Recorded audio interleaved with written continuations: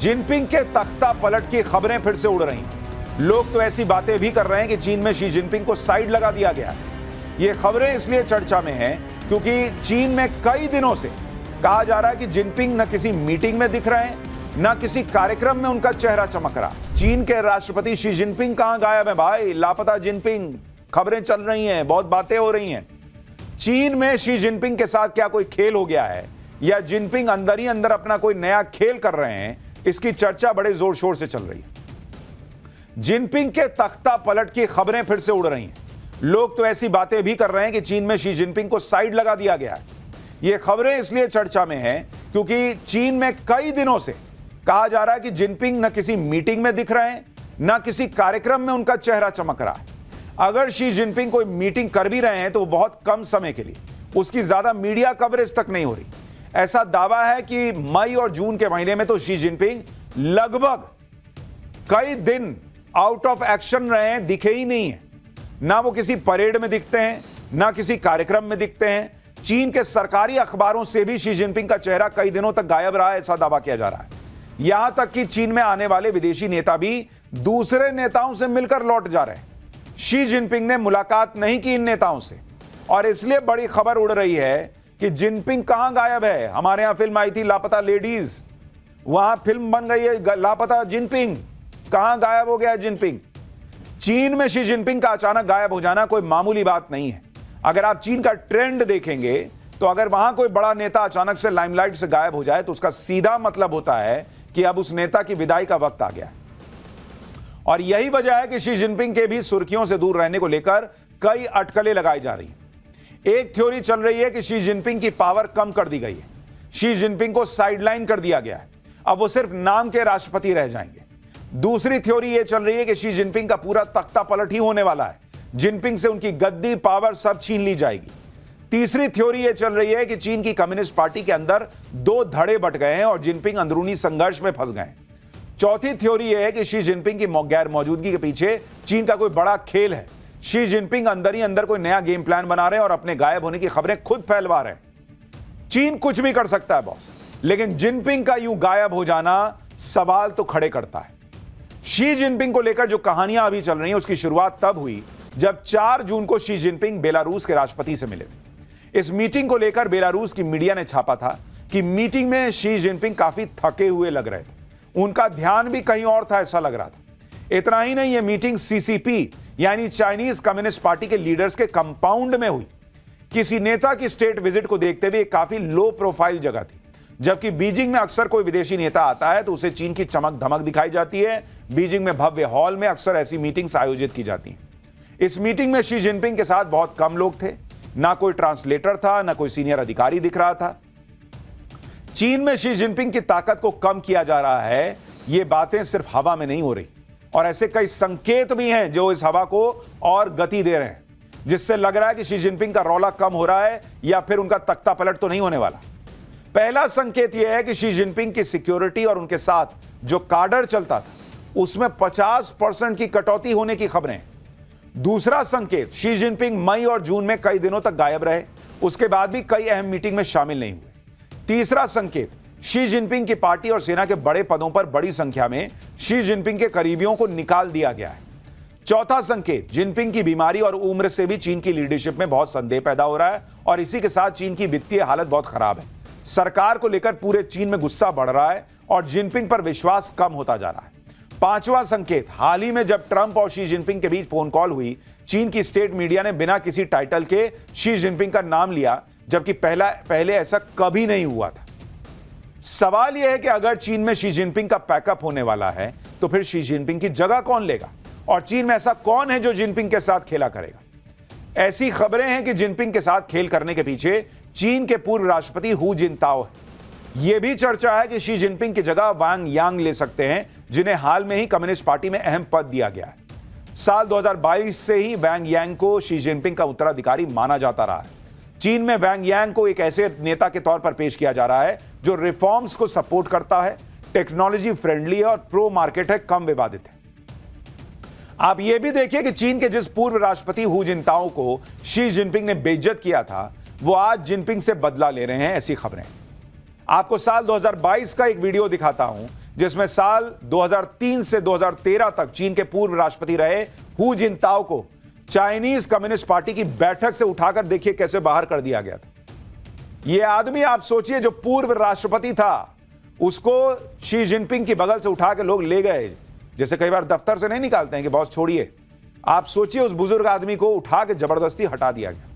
लोग कह रहे हैं यही शी जिनपिंग के साथ तो नहीं होने वाला है। इस बैठक में शी जिनपिंग खुद मौजूद थे और उनके सामने यह सब हुआ। इस बैठक में ही शी जिनपिंग को तीसरी बार पार्टी का महासचिव चुना गया था। वीडियो में जिनपिंग के साथ बैठे नेता चीन के पूर्व राष्ट्रपति हू जिनताओ थे। हू जिनताओ को जब बाहर ले जाया जा रहा था तब उनके राष्ट्रपति जिनपिंग के पास रुककर कुछ कहते हुए वो दिखे थे। राष्ट्रपति जिनपिंग ने भी सिर हिलाते हुए कुछ कहा। इस वीडियो में दिखता है कि हू जिनताओ एक समय बाहर जाने को बिल्कुल तैयार नहीं थे। तब इस वीडियो को शी जिनपिंग की बढ़ती ताकत का एक नमूना माना गया था। यह सब जिनपिंग के इशारे पर हुआ था। आमतौर पर चीन में ऐसी घटनाओं के वीडियो नहीं आते, लेकिन इस वीडियो को जानबूझकर जारी किया गया था ताकि क्लियर मैसेज चला जाए कि जिनपिंग ही अब चीन के सर्वे सर्वा हैं। लेकिन अब चीन में खेल पलट रहा है क्या, यह सवाल खड़ा हो रहा है। और अब तो नरेंद्र मोदी घाना पहुंचे हैं और जिस दौरे पर गए हैं वहां से चीन को और तकलीफ होनी है। शी जिनपिंग चीन में 15 साल से एक छत्र राज कर रहे हैं। चीन में कम्युनिस्ट पार्टी ऑफ चाइना का राज चलता है जिसके संस्थापक थे माओ। माओ के निधन के बाद कोई भी नेता लगातार तीसरी बार सत्ता तक नहीं पहुंचा, लेकिन जिनपिंग अपने प्रभुत्व का इस्तेमाल करते हुए पार्टी के नियम उन्होंने बदल डाले। जिनपिंग को तीसरी बार पार्टी का प्रमुख और चीन का राष्ट्रपति बनाने के लिए पार्टी का 40 साल पुराना नियम बदल दिया गया। चीन में 1982 में राष्ट्रपति के लिए 10 साल के कार्यकाल का नियम बना था, लेकिन लगातार तीसरी बार शी जिनपिंग को कम्युनिस्ट पार्टी ऑफ चाइना का महासचिव चुन लिया गया और इस पद पर रहने वाला शख्स ही चीन का राष्ट्रपति और चीन की सेना का कमांडर होता है। तीसरी पारी की शुरुआत के साथ ही जिनपिंग ने यह जता दिया था कि वो माओ की तरह आजीवन सत्ता में रहने का सपना देख रहे हैं। लेकिन आज के वक्त में हालात ये हैं कि शी जिनपिंग का तख्ता पलट हो जाएगा, ऐसी खबरें बहुत जोर शोर से चल रही हैं।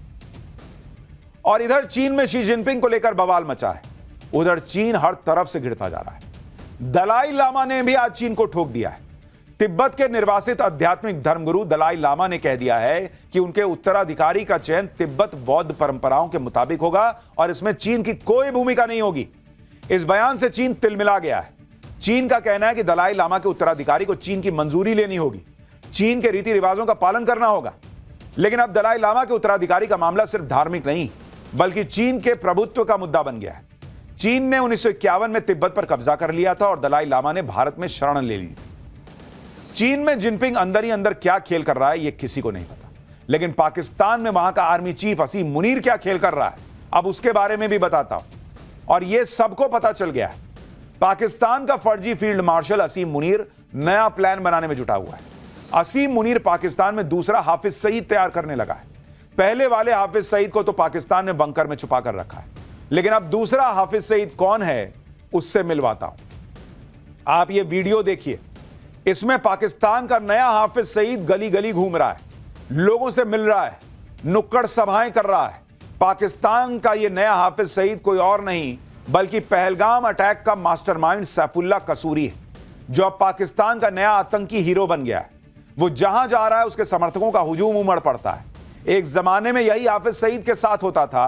पाकिस्तान की सेना हाफिज सईद को इसी तरीके से नेता टाइप दिखाने का प्रयास करती थी, लोगों के बीच जाता था, आतंकी बनाता था। आज सैफुल्लाह वही काम कर रहा है जो कभी हाफिज सईद करता था। पहलगाम अटैक को अंजाम देने के बाद से ही सैफुल्लाह कसूरी फुल कॉन्फिडेंस में और वो खुद को नया हाफिज सईद माने बैठा है। आतंकी कसूरी का ये कॉन्फिडेंस यूं ही नहीं है। सूत्रों के मुताबिक आर्मी चीफ असीम मुनीर ने कसूरी को पहलगाम अटैक के इनाम के तौर पर लश्कर का नया चीफ बनाने का वादा कर दिया है। इसके बाद आतंकी सैफुल्लाह कसूरी ने लश्कर तैयबा में हाफिज सईद की पोजीशन लेना शुरू भी कर दिया है। इतना ही नहीं, हाफिज सईद की पॉलिटिकल पार्टी पर भी अब सैफुल्लाह कसूरी का पूरा कंट्रोल बढ़ रहा है।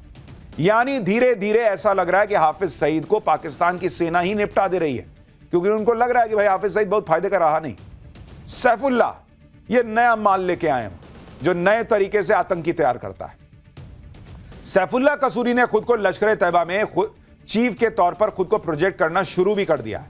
वो अब पाकिस्तान में अपनी पॉलिटिकल ब्रांड बिल्डिंग शुरू कर चुका है और यह तब हो रहा है जब 2 दिन पहले ही असीम मुनीर ने भारत के खिलाफ एक बार फिर वैसा ही जहर उगला है जैसा पहलगाम अटैक से ठीक पहले उगला था। इसलिए आशंका तो जताई जा रही है कि पाकिस्तान में एक बार फिर फौज और आतंकवादियों ने मिलकर भारत के खिलाफ साजिश रचनी शुरू कर दी है। क्योंकि सैफुल्ला कसूरी और मुनीर की बॉन्डिंग तो पहलगाम अटैक के दौरान दिखाई दे दी थी। आतंकी कसूरी ने खुद कबूल किया था कि उसे पाकिस्तानी फौज और सरकार का जबरदस्त सपोर्ट है। अब सवाल है कि मुनीर ने कसूरी का ही अगला हाफिज बनना क्यों तय किया। इसकी भी बड़ी सॉलिड वजह है। सैफुल्ला कसूरी अभी लश्कर तैयबा का डिप्टी चीफ है, हाफिज सईद का बेहद करीबी है, दोनों के बीच गहरी दोस्ती भी है। भारत के खिलाफ जहर उगलना हो या कश्मीर में टेरर अटैक करवाने हो, हाफिज सईद के बाद सैफुल्ला कसूरी का ही नाम आता है। अब आपको सैफुल्ला कसूरी की क्वालिफिकेशन बताता हूं, जिसकी वजह से वो पाकिस्तान का नया हाफिज सईद बनता जा रहा है। पहली क्वालिफिकेशन, हाफिज सईद की तरह सैफुल्ला कसूरी की भी पाकिस्तानी फौज में ऊपर के लेवल तक बातचीत है। दूसरी क्वालिफिकेशन, हाफिज सईद की तरह सैफुल्ला कसूरी भी भारत का मोस्ट वांटेड आतंकवादी है। तीसरी क्वालिफिकेशन, जैसे हाफिज सईद ने मुंबई अटैक करवाया, वैसे ही सैफुल्ला कसूरी ने पहलगाम अटैक करवाया। लेकिन पाकिस्तान में आतंकवादी सरगना बनने की सबसे बड़ी क्वालिफिकेशन तो नरेंद्र मोदी को गाली देना होती है, नरेंद्र मोदी को जान से मारने की धमकी देना होती है। और इस मामले में भी सैफुल्ला कसूरी हाफिज सईद से पीछे नहीं। आप एक बार हाफिज सईद और अब ये नया वाला हाफिज सईद सैफुल्ला, इन दोनों को सुनिए एक साथ कि कैसे पाकिस्तान के दोनों ग्लोबल आतंकवादी नरेंद्र मोदी का खून बहा देने की गीदड़ भभकियां देते हैं। अब आपके दिमाग में सवाल आ रहा होगा कि अगर सैफुल्ला कसूरी लश्कर तैयबा का चीफ बनेगा तो हाफिज सईद क्या करेगा? कहीं हाफिज सईद मर तो नहीं गया है? कहीं हाफिज सईद भी किसी अज्ञात हमलावर का शिकार तो नहीं हो गया है? आखिर हाफिज सईद का करंट स्टेटस क्या है?